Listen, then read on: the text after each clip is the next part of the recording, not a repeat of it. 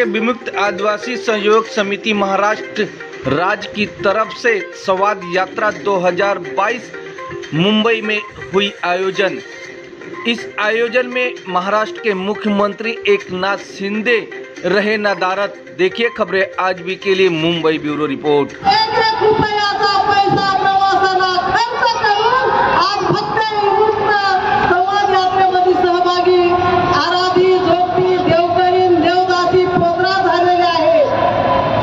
माझ्या मायबापांना आराध्याला इथं व्यवस्था काय म्हणते माहिती आहे का?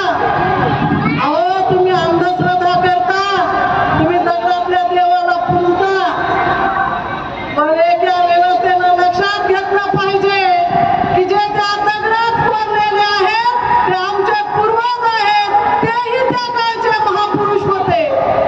तो महाराष्ट्र 64 गणराज्यांनी उभा केला। आज आपण जो म्हणतो ना स्वाभिमानानं माझा महाराष्ट्र, अरे भावांनो, हा महाराष्ट्र उभा करणाऱ्या ह्या 64 गणराज्या होत्या।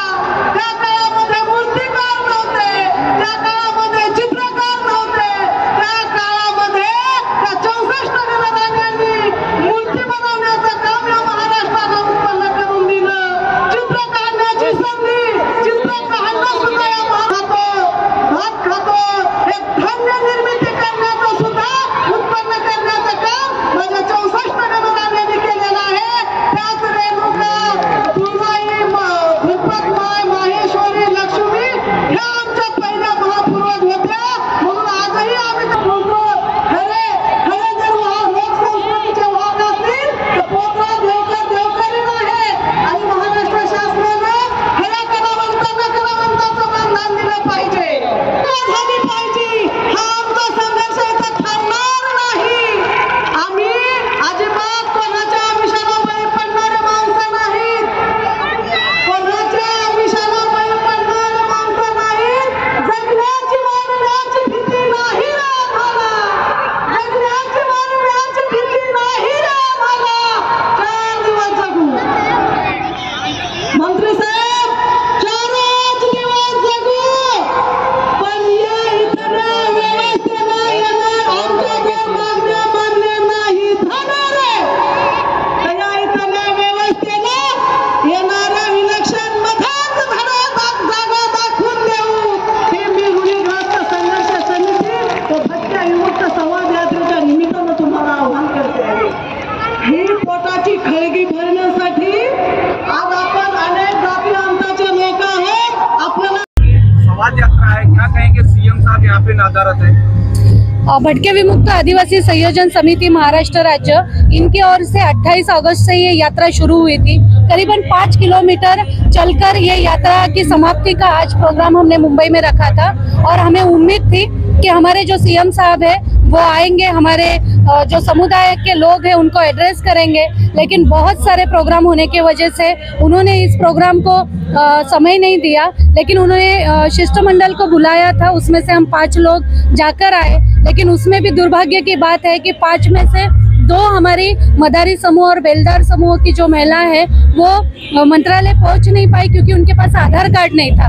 तो इस समूह का ये वास्तव है जिसको नकारा जा रहा है, जिनको महत्व नहीं दिया जा रहा है, और इन सारे मुद्दों को लेकर ही ये संवाद यात्रा थी। हमारी अपेक्षा अभी भी है, हम बहुत पॉजिटिव सोचने वाले लोग हैं कि अभी भी मुख्यमंत्री साहब जो है वो हमारे लोगों को समय देंगे, हमारी जो मांगे हैं उसको पूरे करेंगे, वरना ये जो आक्रोश है, लोगों का रोष है, वो आने वाले इलेक्शन में भी बिल्कुल दिखाई देगा। उसका परिणाम जो है वो बिल्कुल दिखाई देगा।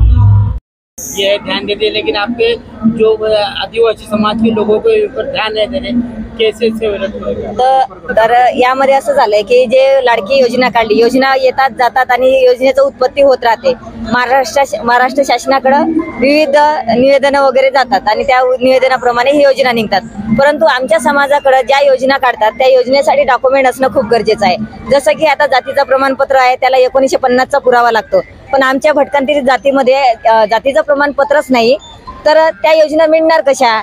ज्या महिला कधी शाळेत जात नाही त्या महिलांकडे जन्माचा दाखला मिळणार कुठे? आणि अशा विविध प्रश्नासोबत या योजना आमच्या खारिज होतात। योजनाच नाही तर इतर ज्या काही शासनाच्या मंत्रिमंडळाकडून ज्या काही गोष्टी निघतात त्या पण आम्हाला मिळत नाही। मिळण्याचं एक तर आमच्या महिला पुरुष जे आहेत एक तर शिक्षण करत नाही, आरोग्याचे प्रश्न असतात, रोजगाराचा प्रश्न असतात, भटकंतरी करत राहतात, 6-6 महिने ती घराच्या बाहेर राहतात। त्या लोकांना आधार कार्ड, राशन कार्ड हे काय त्यांना कळतच नाही। पण ज्यावेळेस शासन हे योजना काढतात त्या योजनेचा लाभ त्यांना मिळणार कुठून, कारण त्यांच्याकडे डॉक्युमेंट्स नसतात।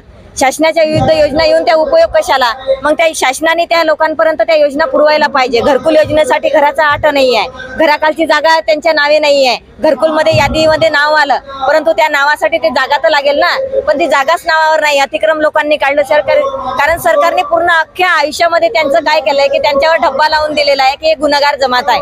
आणि जमात का बरं झाली की खूप वर्षाच्या काळात, आता 75 वर्ष महाराष्ट्र आपल्या देशाला स्वातंत्र्य होऊन जरी झाले तरी आपल्या भारतामध्ये या समाजाला स्वातंत्र्य नाहीये, अजूनपर्यंत त्यांच्यावर चोरी गुन्हेगारीचा धब्बा लावलेला आहे। आमचं शासनाला हेच म्हणणं आहे, आज आमच्या या संवाद यात्रेला इतके लोक 5000 लोक संख्येने लोक आलेत, काय कुठून प्रवास करून लोक आलेली आहे ही अख्ख्या महाराष्ट्रामध्ये। गेल्या आम्ही 1 महिन्यापासून ही संवाद यात्रा अख्ख्या महाराष्ट्रामध्ये फिरत होतो, परंतु आज आमच्या यात्रेला मंत्र्याला किंवा 10 मिनिटं द्यायला सुद्धा वेळ नव्हता। लाडक्या भावाला, आज लाडक्या बहिणी खूप आल्या होत्या इथं, पण त्या लाडक्या बहिणीला वेळ द्यायला वेळ नव्हता आणि त्या मंत्र्याला कळायला पाहिजे की या लाडक्या बहिणी आम्ही नाही आहेत का, हेच आमचं म्हणणं आहे। माझं नाव बाबूसिंग काशीराव पवार, अमरावती भटकेमुक्त संयोजन समितीचा सदस्य आहे। गेल्या 28 तारखेपासून आम्ही पूर्ण महाराष्ट्रामध्ये फिरत आहे, पण आज जे भटकेमुक्ताची जी वास्तविकता ते अत्यंत भयानक आहे। आज आम्ही शासनाशी संवाद करत आहे आणि लोकांशी संवाद साधत आहे, पण संवाद साधत असताना आम्हाला जे अनुभव आले ते मांडण्याचा आम्ही प्रयत्न करत आहोत। आज स्वतंत्र होऊन 77 वर्ष झाली, पण आमच्या भटकेमुक्ताचं समस्याचं गाठोडं जसे तेच आहे। आज तुम्ही बघत आहात, आज इतक्या मोठ्या संख्येने भटकेमुक्त समुदाय आज या ग्राउंडवर आला, पण साधं या लोकांना भेटण्याची वेळ फुरसत मुख्यमंत्र्याकडे जवळ नाही आहे। ही किती मोठी शोकांतिका आहे। आज त्यांना फक्त भटक्यांचं मतदान पाहिजे आहे, त्यांचा विकास नाही पाहिजे, हा जबाब आम्ही सगळ्यांनी ठरवला। आज पारधी समुदायासाठी मोठमोठे पॅकेज दिले जाते, पण ते पॅकेज गेलं कुठं? आज आमचं समजण्यात आलं आहे की आज हे जे पॅकेज होतं हे आज लाडल्या बहिणी योजनेसाठी वापरलेलं आहे। त्यांना असं वाटत नाही आहे की भटक्यामुक्त समाजाचा विकास झाला पाहिजे, हे मोठी फारशी शोकांतिका आहे। माझं नाव अभय विनोद पवार आणि मी आदिवासी फाशीपारधी समाज संघटना अमरावतीचा अध्यक्ष आहो। आणि आमच्या विदर्भाच्या माध्यमातून 2000 लोक स्वतःच्या पैशाने, जे फाशीपारधी लोक आहेत ते स्वतःच्या पैशाने स्वतःची शिदोरी घेऊन ते इथपर्यंत पोहोचले। अशी आशा होती की मुख्यमंत्री साहेबांनी त्यांचे प्रश्न ऐकावं व मुख्यमंत्री साहेबांनी त्यांच्या प्रश्नाकडे लक्ष द्यावं। ते सुद्धा इथं आल्यानंतर काही शक्य झालं नाही। परंतु इथं जे मुंबईमध्ये आमचे फाशीपारधी समुदायाचे लोक भीक मागणारे होते, रस्त्यावर झोपणारे होते, त्यांच्याकडे सध्याचे आधार कार्ड नाही, मतदान कार्ड नाही, राशन कार्ड नाही, त्यांचे अनेक प्रकारचे प्रश्न घेऊन ते लोक इथं आले होते। परंतु निराशाची अशी घटना झाली की मुख्यमंत्री साहेबांनी त्यांच्याकडे दखल दिली नाही। हो साहेब, आम्ही एवढ्या दुरून यायला तयार असतो, परंतु आम्ही तुम्हाला मतदान केलं, हो तुम्हाला निवडून दिले, परंतु तुम्ही आमच्यासाठी इथं 5-10 किलोमीटर दूर आले, येऊ शकले नाही साहेब। हे आमच्यासाठी एक लाजाची गोष्ट आहे साहेब। आम्ही तुम्हाला मतदान करावं आणि तुम्ही आमची फजिती उडावं यासाठी आम्ही एवढ्या दूर नाही आलो साहेब। आणि येणाऱ्या दिवसात साहेब तुम्ही एक ठरवून घ्या, कारण की येणाऱ्या दिवसात आम्हीच तुम्हाला मतदान करणारे लोक आहोत।